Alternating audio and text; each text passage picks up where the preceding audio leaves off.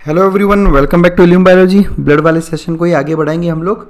3 part हम already release कर चुके हैं और इस पर्टिकुलर पार्ट में हम लोग बात करेंगे अबाउट हीमोलाइसिस। आपसे रिक्वेस्ट है कि इस वीडियो को देखने से पहले जो इसका पहला पार्ट यानी सेकंड और थर्ड पार्ट जो है ना उसको आप अच्छे से देखो, क्योंकि थर्ड वाला पार्ट जो है ना उसको देखे बिना आपको ये वीडियो थोड़ा समझ में आना मुश्किल है। तो पहले उसको देखो, उसके बाद हम लोग इस वीडियो को देखोगे तो और अच्छे से आपको वो समझ में आएगा। अब हम बात करते हैं डिस्ट्रक्शन ऑफ आरबीसीज की, जिसको कहा जाता है हीमोलाइसिस। देखो, हम लोग बात कर रहे हैं यहाँ पर हीमोलाइसिस की। हीमो मतलब आपको पता ही है ब्लड के लिए यूज़ होता है और लाइसिस का मतलब होता है ब्रेकडाउन। तो बेसिकली आरबीसीज के ब्रेकडाउन को हम कहते हैं हीमोलाइसिस।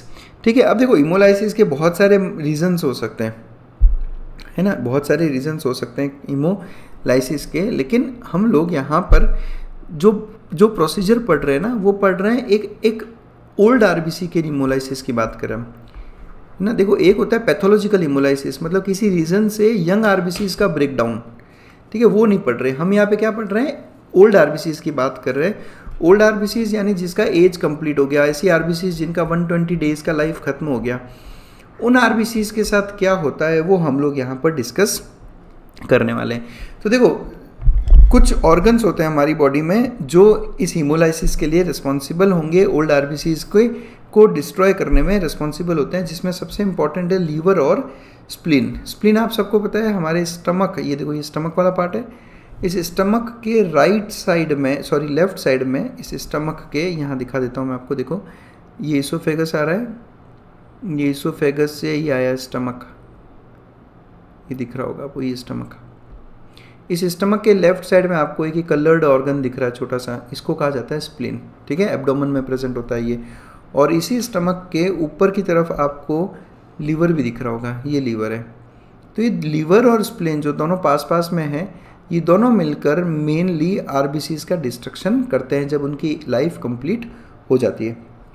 देखो, ये बहुत इंपॉर्टेंट कंसेप्ट है, इसको समझना आप इसको कि कैसे ये काम करता है, क्योंकि इस कंसेप्ट को अगर आपने समझ लिया तो आप आने वाले बहुत सारे कंसेप्ट्स और फैक्ट्स यहाँ पे स्टडी कर लोगे और बहुत सारी डिजीज़ के बारे में भी आपको यहाँ पर आइडिया हो जाएगा। तो इसको थोड़ा अच्छे से सुने आप। मैं एक बार बात करता हूँ स्प्लीन की। ठीक है, देखो स्प्लीन जो प्रेजेंट है स्टमक के लेफ्ट साइड में एब्डोमेन में, इसको कहा जाता है ग्रेवयार्ड ऑफ आरबीसीज। ग्रेवयार्ड क्या होता है? ग्रेवयार्ड मतलब कब्रगाह, जहाँ पे डेड को ख़त्म किया जाता है उसको ग्रेवयार्ड कहते हैं। तो डेड आरबीसीज, एक तो डेड आरबीसीज और एक ओल्ड आरबीसीज। अगर आपकी बॉडी में समझो किसी रीज़न से आरबीसीज की डेथ हो रही है ड्यू टू एनी डिजीज़ या due to any other cause, तो उन डेड आरबीसीज को स्प्लीन और लीवर में लाकर ख़त्म किया जाता है ना। और मेन इसमें रोल स्प्लीन का रहता है, इसलिए स्प्लीन को ही ग्रेवयार्ड ऑफ आरबीसीज कहा जाता है। तो हम लोग शुरू करते हैं। देखो, चलते हम लोग आरबीसीज के पास। कब? जब उनकी एज खत्म हो गई, या तो उनकी एज खत्म हो गई या किसी रीज़न से आरबीसीज की डेथ हो रही है ना। वो रीज़न बहुत से अलग अलग है, उनके बारे में हम बाद में डिस्कस करेंगे। चलिए, अब हम बात करते हैं डेड आरबीसीज की या फिर ओल्ड आरबीसीज की। तो डेड आरबीसीज और ओल्ड आरबीसीज पहुंचती है लीवर और स्प्लीन में।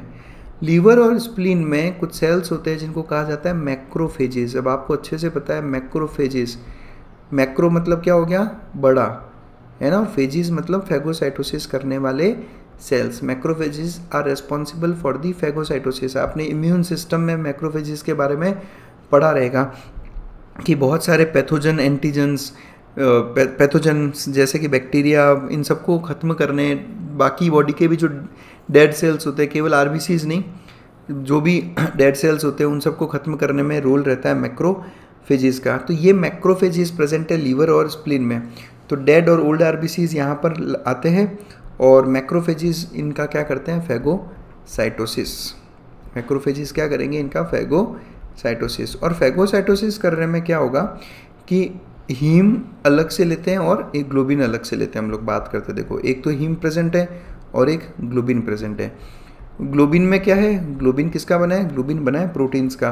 तो उन प्रोटीन्स से अमीनो एसिड्स निकाल ली गई और इन अमीनो एसिड्स को रीयूज़ कर लिया गया फॉर प्रोटीन सिंथेसिस। हमारी बॉडी सबसे बढ़िया एग्जाम्पल प्रोड्यूस करती है रीयूज़ का, है ना। जो चीज़ें काम की उनको वापस से रीयूज़ कर लो।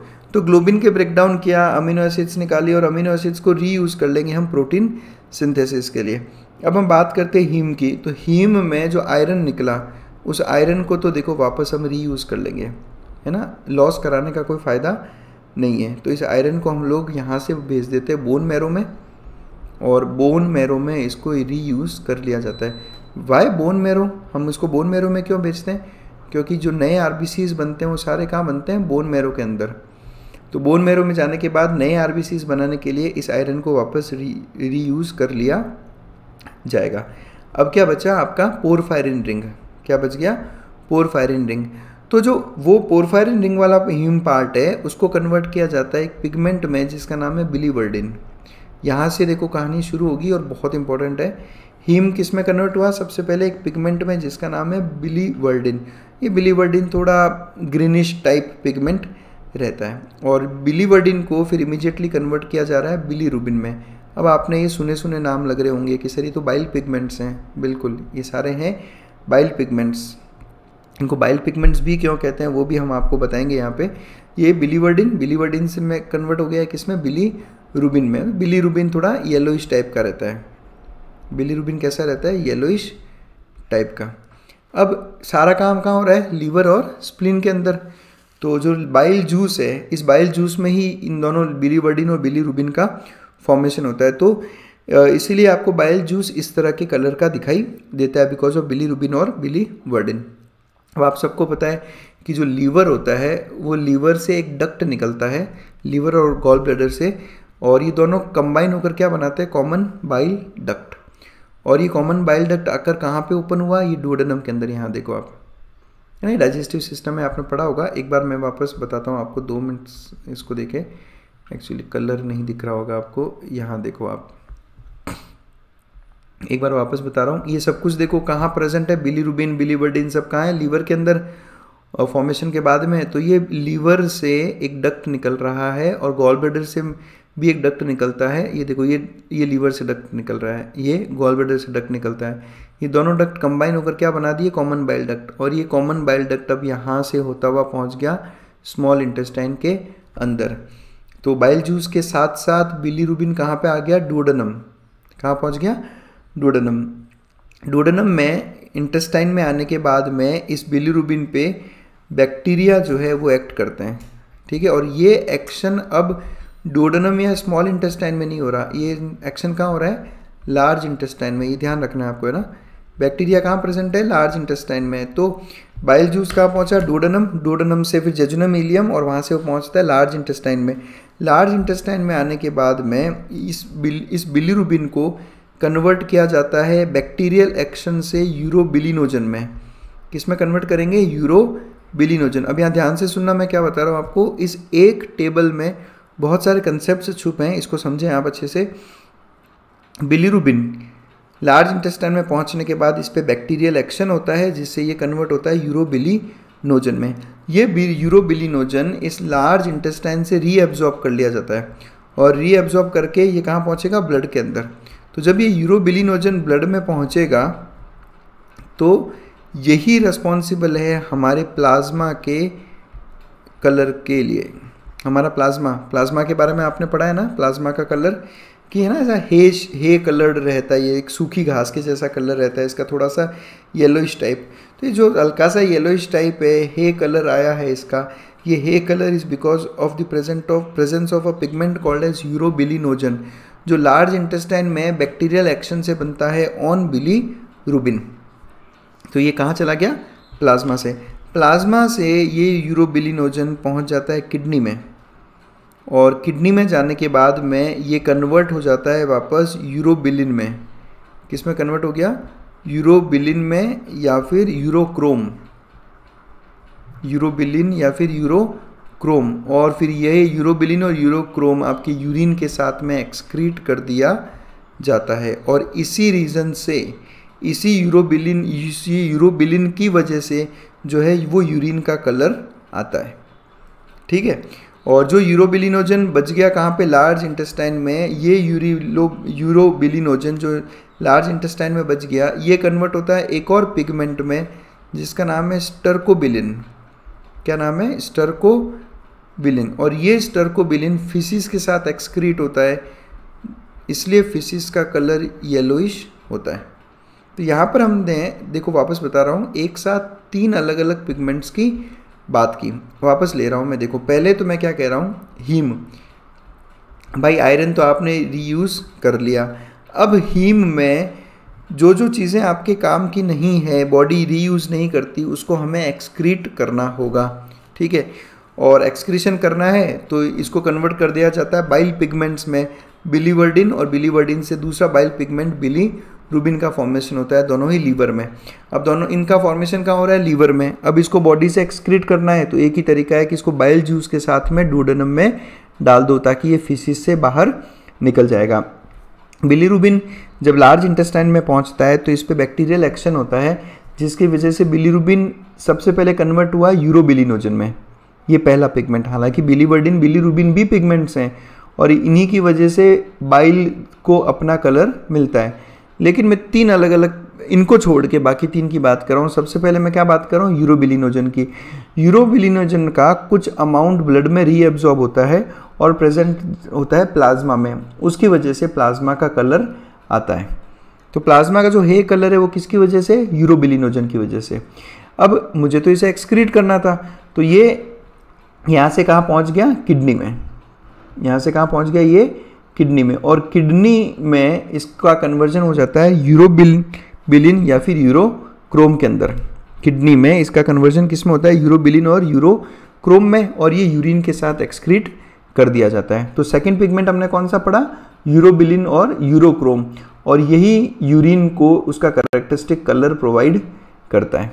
जो यूरोबिलिनोजन बच गया लार्ज इंटेस्टाइन में, अब वो कन्वर्ट हो जाएगा एक तीसरे पिगमेंट में जिसका नाम है स्टर्कोबिलिन, और ये फिसिस के साथ एक्सक्रीट किया जाता है, और ये रिस्पॉन्सिबल है फिसिस के कैरेक्टरिस्टिक कलर के लिए। तो प्लाज्मा का colour is because of urobilinogen, urine का colour is because of urobilin या यूरोक्रोम, एंड फिसिस यानी स्टूल का colour is because of stercobilin. तो ये सब के सब जो पिगमेंट्स हैं, इन सब का ओरिजिन कहाँ से हो रहा है, हीम, इस मॉलिक्यूल से। एक और कंडीशन लेते हैं, चलो, मज़ा आ रहा होगा आई होप आप लोगों को, क्योंकि आपने बहुत सारी चीज़ें यहाँ पे रिलेट करके सीख ली। मैं हमेशा स्टूडेंट्स को यही कहता हूँ कि आप चीज़ों को रिलेट करना सीखो। जब आप इन चीज़ों को रिलेट करना सीखते हो तो चीज़ें आपको लंबे टाइम तक याद रहती है। एक और डिस्कशन करता हूँ मैं यहाँ पे। समझो किसी रीज़न की वजह से आरबीसीज का हीमोलाइसिस बढ़ रहा है, कोई भी रीज़न ले सकते हो आप, आरबीसीज का हीमोलाइसिस बढ़ रहा है ना। कौन कौन से रीजंस हैं, क्या क्या है, वो हम सब बाद में डिटेल में डिस्कस करेंगे। फिलहाल समझो आरबीसीज का डिस्ट्रक्शन बढ़ रहा है ना, आरबीसीज का डिस्ट्रक्शन बढ़ रहा है। मैं ओल्ड आरबीसीज की बात नहीं कर रहा, नॉर्मल आरबीसीज का भी हीमोलाइसिस हो रहा है फॉर सम रीज़न। तो क्या होगा, तो ये सारा का सारा साइकिल चलेगा, ये सारा का सारा साइकिल नहीं, सॉरी, सारा का सारा प्रोसेस चालू हो जाएगा, फैगोसाइटोसिस चालू हो जाएगा डेड आरबीसीज का, जिसकी वजह से बिलीरुबिन जो है बढ़ रहा है। भाई बिलीरुबिन कहाँ से आ रहा है, हीम के डिकम्पोजिशन से। हीम क्यों डिकम्पोज हो रहा है इतना ज़्यादा, क्योंकि आरबीसीज डिस्ट्रक्शन चालू है। जैसा कि एक एग्जांपल ले लो, आपके कोर्स के हिसाब से बात करूँ तो आपने मलेरिया पढ़ा होगा, है ना। मलेरिया में हम कहते हैं ना कि जब इसका प्लाज्मोडियम का नंबर बहुत ज़्यादा इंक्रीज होता है तो आरबीसीज का डिस्ट्रक्शन चालू हो जाता है। तो क्रोनिक मलेरिया के केसेस में आरबीसीज का हीमोलाइसिस बहुत ज़्यादा बढ़ जाता है, जिसकी वजह से बिलीरुबिन का कंटेंट बढ़ने लगता है। बिलीरुबिन का कंटेंट बढ़ने लगता है, क्यों, क्योंकि हीम ज़्यादा डिस्ट्रॉय हो रहा है। हीम ज़्यादा डिस्ट्रॉय हो रहा है तो ऑब्वियसली बिलीरुबिन बढ़ने लगता है। अब ये बिलीरुबिन जो है, ये बिलीरुबिन जाके डिपॉजिट होने लगता है हमारे स्किन में, ठीक है, आई के अंदर जो रेड वाला पार्ट है जिसे हम कहते हैं स्क्लेरा, उसके अंदर, या नेल्स में। और बिलीरुबिन कौन से कलर का होता है, येलोइश कलर का होता है। तो ये तीनों हमें जो है येलोइश दिखने लगते हैं, और इसी कंडीशन को आप कहते हो जॉन्डिस, जिसको हिंदी में कहा जाता है पीलिया। तो पीलिया में ये सब पीले क्यों दिखते हैं, बिकॉज ऑफ एक्सेस बिलीरुबिन का डिपोजिशन। नॉर्मल अगर हम आरबीसीज के इमोलाइसिस की बात कर रहे हैं तो नॉर्मल इमोलाइसिस में तो हमने क्या कहा कि ऐसा कुछ नहीं होता, बिलीरुबिन बनता है लेकिन नॉर्मल अमाउंट में बनता है। तो जब बिलीरुबिन नॉर्मल अमाउंट में बनता है तो ठीक है, इतना दिक्कत नहीं आती। लेकिन हम यहाँ पे बात कर रहे हैं ऐसे केसेस की जब आरबीसीज का जब आरबीसीज का प्री मैच्योर इमोलाइसिस हो रहा है, प्री मैच्योर डेथ हो रही है, तो उस केस में बिलीरुबिन का कंटेंट बढ़ने लगता है हमारी बॉडी में, जिसकी वजह से स्किन, स्क्लेरा और नेल्स थोड़े येलोइश दिखने लगते हैं, और उसी कंडीशन को कहा जाता है जॉन्डिस। तो अगर आपको ये पूरा प्रोसेस समझ में आया है तो आपको यहाँ पर एक पर्टिकुलर इस स्लाइड में बहुत सारे कंसेप्ट्स आपको देखने को मिले होंगे। तो बस that's it, thanks a lot for watching us. आपको अगर अभी भी किसी तरह का कोई डाउट हो तो आप मेरे व्हाट्सएप नंबर, मुझे मेरी मेल आईडी या इंस्टाग्राम हैंडल पे मुझसे बात कर सकते हैं। और सभी मेंबर्स को मैं रिक्वेस्ट करूँगा कि जैसे ही आप ज्वाइन करें इल्यूम बायोलॉजी, आप सबसे पहले मुझे मेरे व्हाट्सएप नंबर पे जुड़े मुझसे, ताकि मैं आपको मेंबर्स वाले ग्रुप में ऐड कर सकूँ, ताकि हम और बेहतर तरीके से इंटरेक्ट कर सकें। आपको अगर किसी तरह के डाउट रहते हो या आपको कुछ बात करनी हो, कोई सजेशन हो, कोई कंप्लेंट हो, तो आप सीधा मुझसे मेरे उस ग्रुप पे बात कर सकते हैं। तो बस that's it, thanks a lot for connecting with us.